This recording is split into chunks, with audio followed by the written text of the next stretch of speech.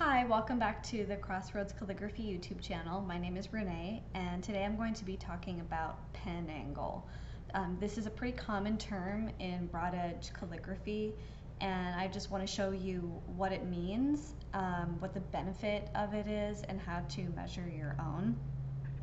And then I also want to say, as you're watching me describe pen angle and kind of going over it, try to keep your eyes on the actual writing tool.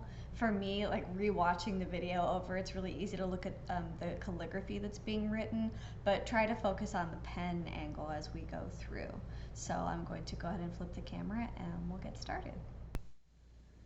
Okay, so we're going to go ahead and measure the pen angle. So we have guidelines already drawn, the baseline and the header line.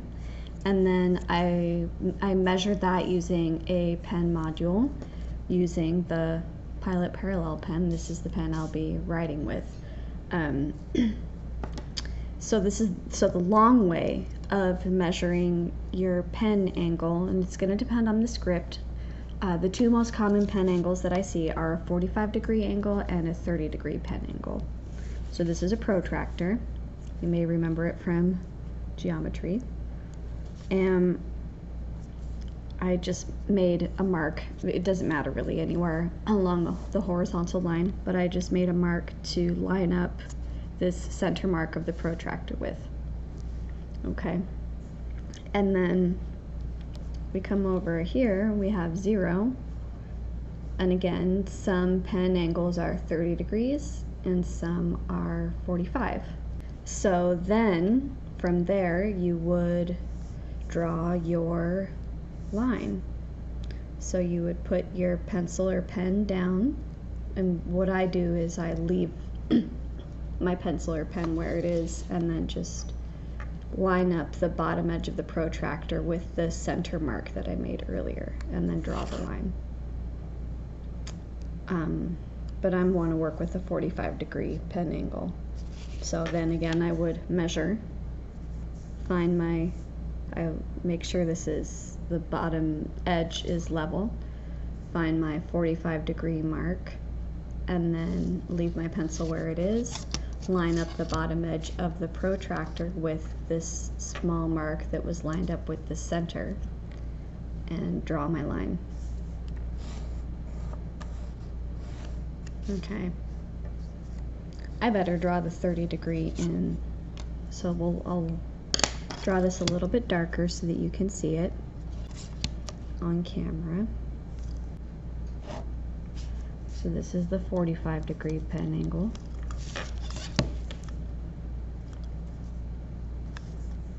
And I'll just quickly pop in my 30-degree pen angles.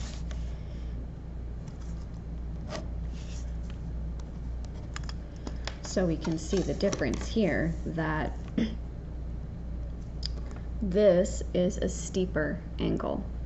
So the reason that different scripts have different pen angles is because they create the character of the script. Now, what the pen angle tells me is at what steepness I need to hold the edge of my writing tool. It's from here to here. This straight part is the edge of the writing tool. So it tells me at what steepness I need to hold the writing edge of the tool by comparison with the baseline. So no matter what my pen hold is, I want the edge of the tool to be pretty consistently at 45 degrees to the baseline. So 45-degree pen hold, starting at the top line and pulling down like that. And then I have a 30-degree pen hold. So I'm going to use my non-writing hand to turn the pen in my hand to the 30 degrees. And again, it's 30 degrees by comparison with 0 degrees, which is the baseline. So I'm at 30.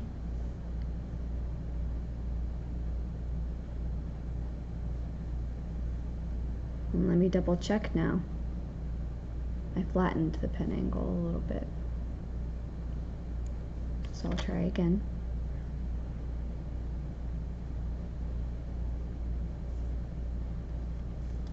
So looking at the difference between this line and this line,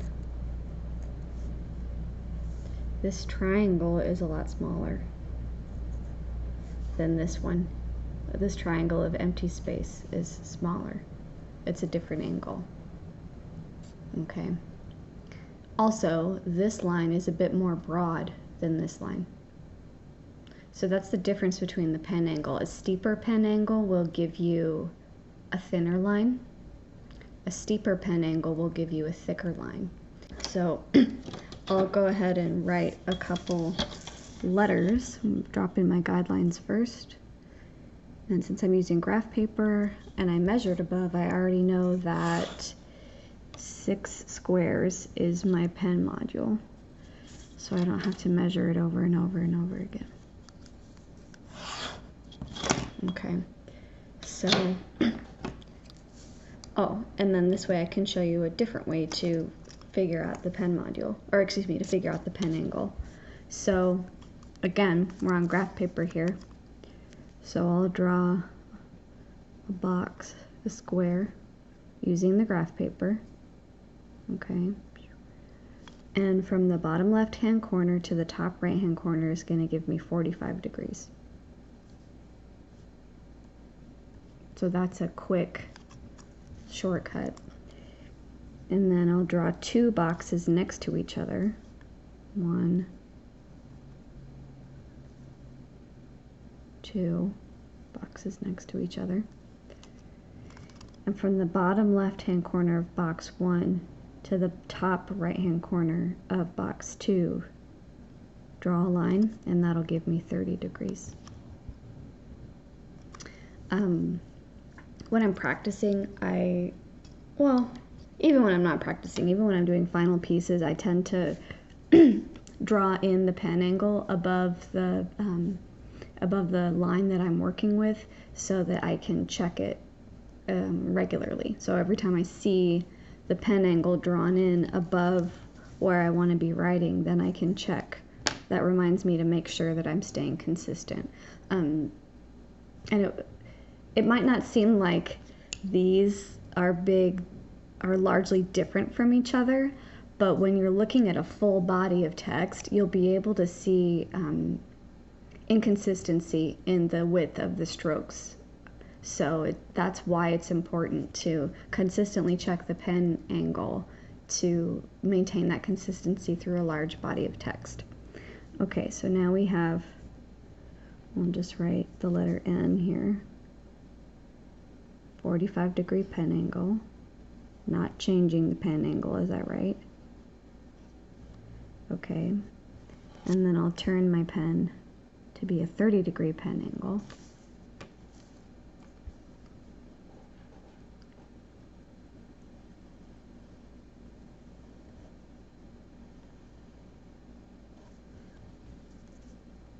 And again, it's not a big difference, but if this were throughout a body of text, you'd be able to see it. Now, exemplars that I've seen will say the main pen angle, which means that for some letters the pen angle has to change. Generally, we don't want 2 strokes of the same width crossing each other. So for example, we'll take the letter T for example, and I'll make my pen angle here. So I'm doing 45-degree pen angle for italic script. And I have my regular width stroke, and then I come up on the left corner only of the nib to finish this thin part. And now to cross the T, normally I would turn the pen angle, but I just want to show you what it looks like when 2 broad strokes cross each other. So there's that, keeping the pen angle. This is still 45 degrees. Or, again, I'm going to use the left corner of my nib to make that little part.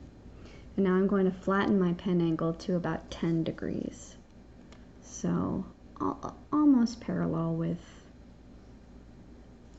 the baseline, and cross it.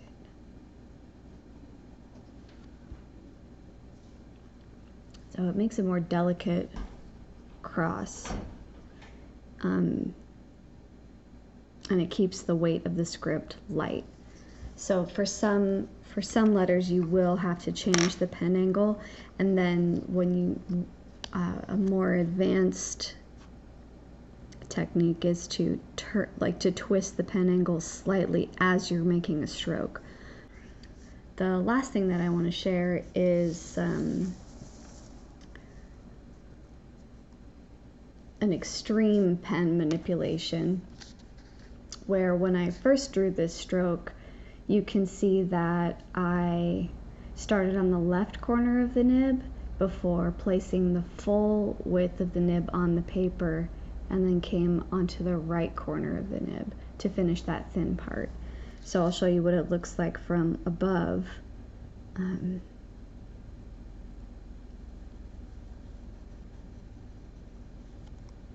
And something similar happened with this G here. So I hope that was informative to you and helpful.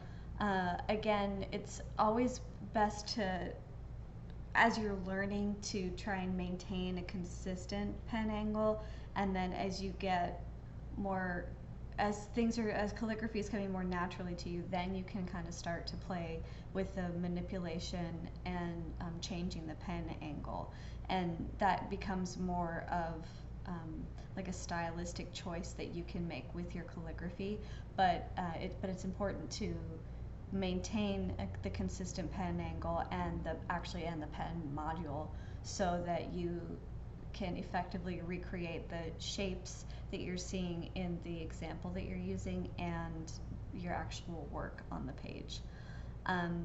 So thanks for watching. Follow along if you'd like to see more regular videos, and any questions or comments, go ahead and leave them below. Thanks, we'll see you next time.